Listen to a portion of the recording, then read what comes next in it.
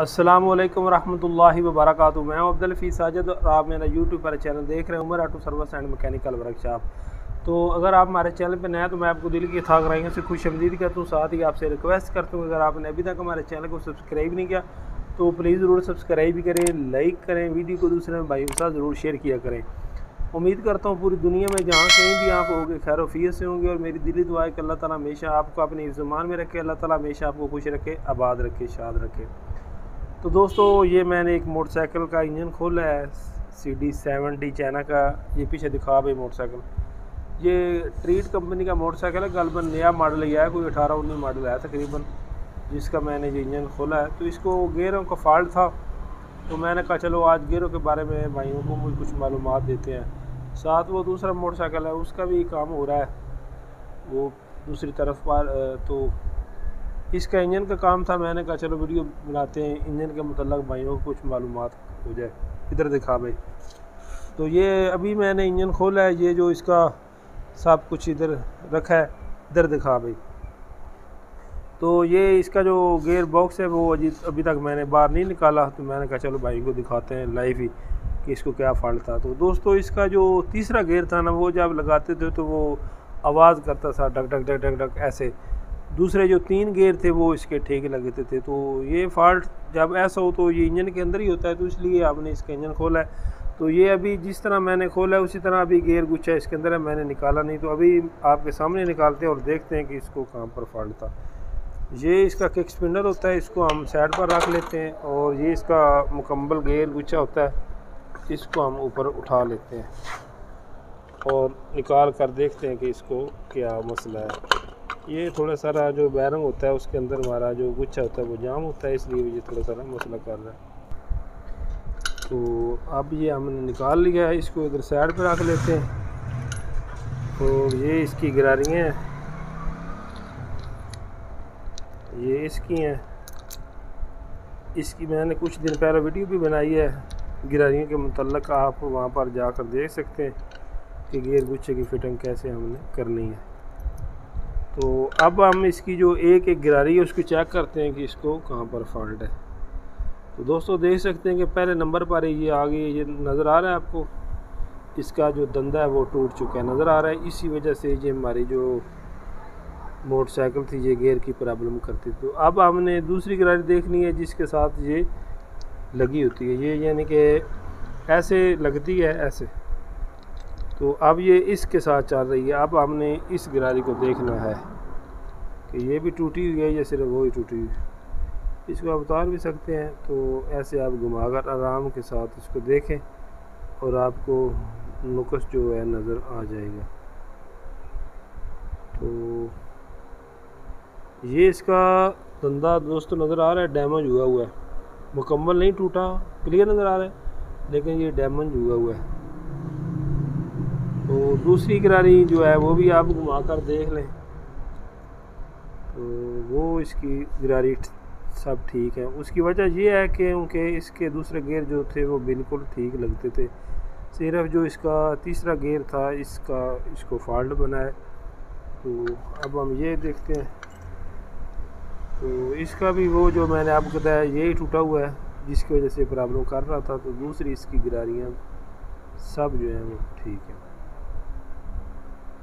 तो दोस्तों, ये मैंने नक्का भी अंदर से निकाल दिया है। दोस्तों, ये इसका वो धंधा आप खोल सकते हैं।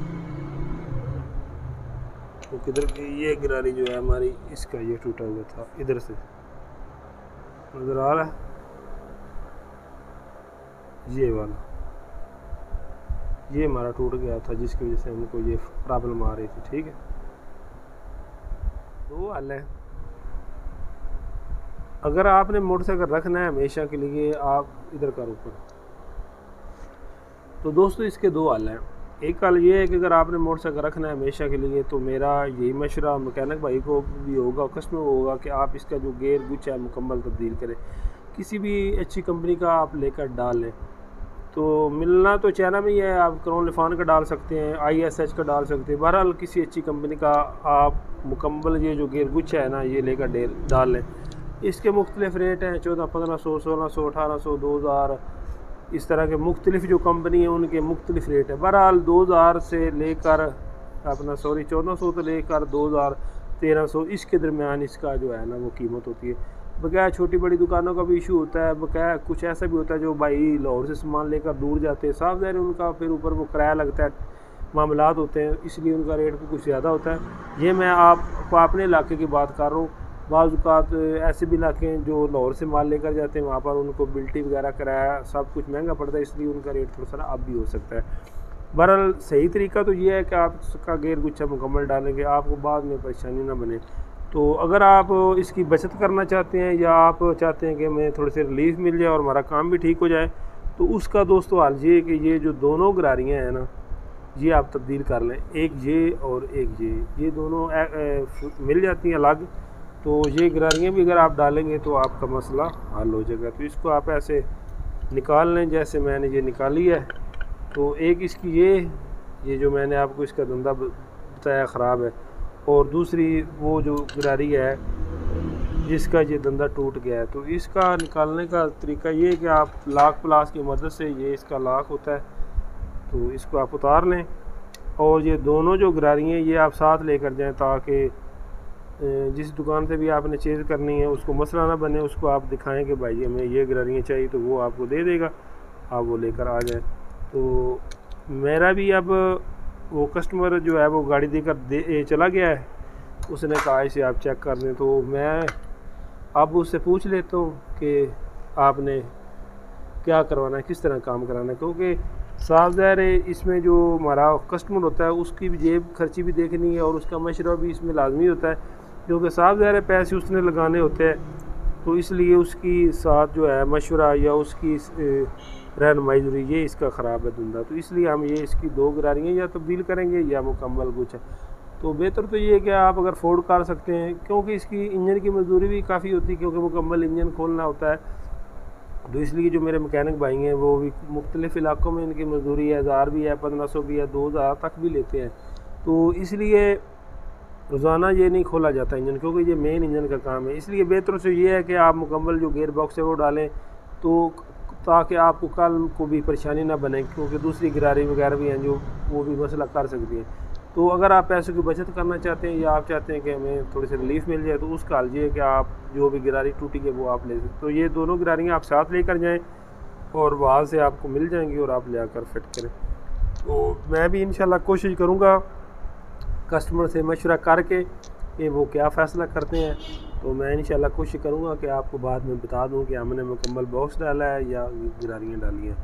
तो उम्मीद करता हूँ दोस्तों आपको ये वीडियो पसंद आएगी।